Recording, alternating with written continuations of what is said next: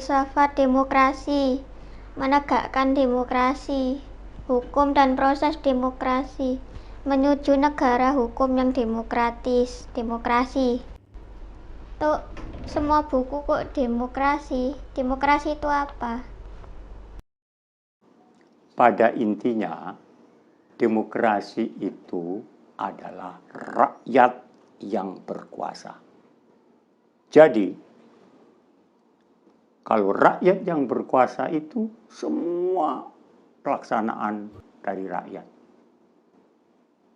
Rakyat dipilih melalui pemilihan umum, menduduki wakil-wakilnya, dan disitulah yang dinamakan rakyat yang berkuasa.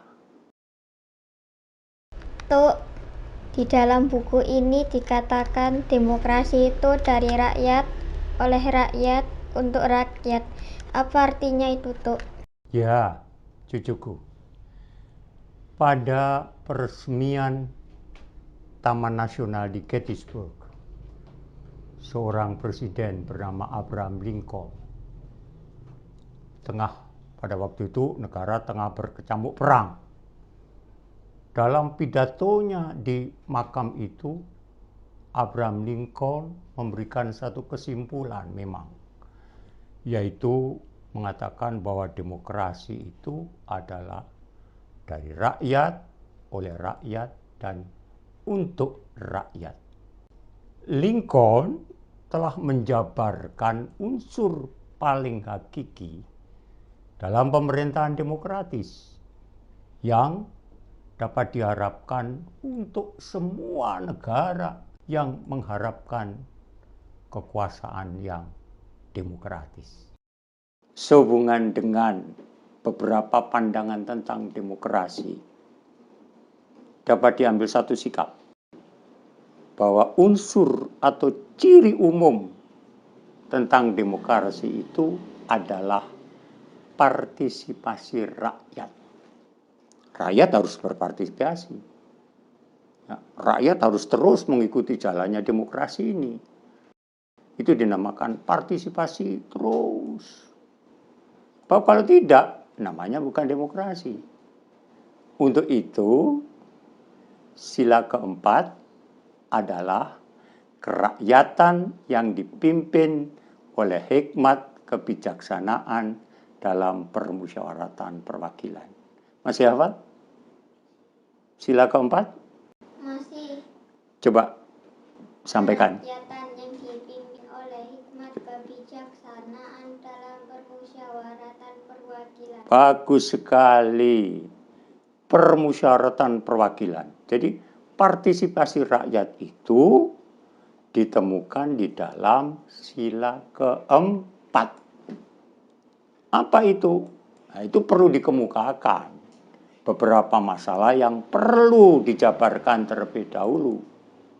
Yaitu, pertama, makna kerakyatan yang dipimpin oleh hikmat kebijaksanaan.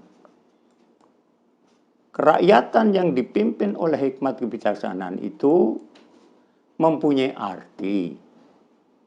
Yang berdaulat atau yang berkuasa itu adalah siapa tadi? Rakyat. Ya, rakyat. Kemudian kita perlu lagi menjabarkan istilah kerakyatan tadi mempunyai arti. Yang berdaulat dan berkuasa itu adalah rakyat. Istilah kerakyatan disebut juga demokrasi. Berasal dari kata Yunani demos. Demos itu rakyat. Kratos atau kratein itu pemerintahan. Berarti tadi demokrasi berarti dari rakyat, oleh rakyat, dan untuk rakyat. Jadi ini penting sekali untuk partisipasi rakyat ini. Berjalannya pemerintahan ini terus berjalan. Ya, dengan kebijakan-kebijakan, dengan hikmat kebijakan tadi. Oleh karena itu, unsur sekali lagi, unsur partisipasi rakyat perlu. Sejalan dengan pemikiran tentang kerakyatan yang dipimpin oleh hikmat kebijaksanaan, maka unsur partisipasi rakyat ditemukan di dalam hukum adat. Coba lihat screen.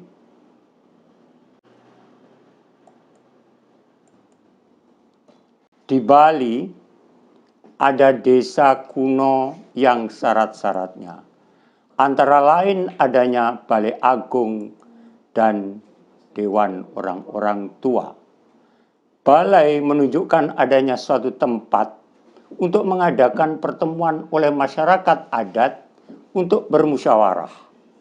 Dewan menunjukkan adanya suatu kumpulan orang-orang yang mempunyai tugas tertentu dengan cara mengadakan musyawarah. Tidak hanya di Bali, di Minangkabau pun juga ada yang namanya nagari. Coba lihat screen lagi. Di Minangkabau ada yang dinamakan nagari. Syarat-syarat nagari ini antara lain harus ada balai. Pimpinannya berada di tangan ketua nagari yang dibantu oleh Dewan Nagari. Apa ada di Jawa, Tok? Oh ya, di Jawa juga ada. Di Jawa namanya balai desa. Coba sekali lihat screen. Di Jawa, desa-desa di Jawa mempunyai balai desa. Jika ada hal-hal yang perlu dirembuk desa, diadakan pertemuan di balai desa. Balai Agung, nagari, maupun balai desa, itulah yang dinamakan lembaga yang lazimnya masa kini disebut dengan demokrasi. Dalam buku ini dikatakan demokrasi kesejahteraan menurut Bung Karno yaitu semua buat semua, satu buat semua, semua buat satu. Betul, cucuku. Bung Karno dalam pidatonya tanggal 1 Juni 1945 yang sangat terkenal di depan BPUPK pada acara pembicaraan tentang dasar negara lanjutan mengatakan bahwa saudara-saudara, saya usulkan kalau kita mencari demokrasi, hendaknya bukan demokrasi barat, tetapi permusyawaratan yang memberi hidup, yakni ini Posolonto, politik ekonomische demokrasi yang mampu menyatakan kesejahteraan rakyat.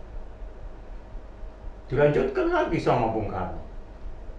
Jikalau kita memang betul-betul mengerti, mengingat, mencintai rakyat Indonesia, marilah kita terima prinsip hal sosial rechtsvaardigheid Solontomane, yaitu bukan saja persamaan politik, saudara-saudara, tetapi di atas lapangan ekonomi kita harus mengadakan persamaan, artinya kesejahteraan bersama yang sebaik-baiknya. Masih dilanjutkan sama Bung Karno, demokrasi yang bukan demokrasi barat, tetapi politik ekonomische demokrasi, yaitu politik demokrasi dengan sosial vaardigheid.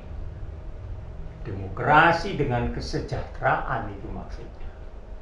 Apa itu? Itu yang dulu dikatakan oleh Bung Karno, yaitu sosiodemokrasi.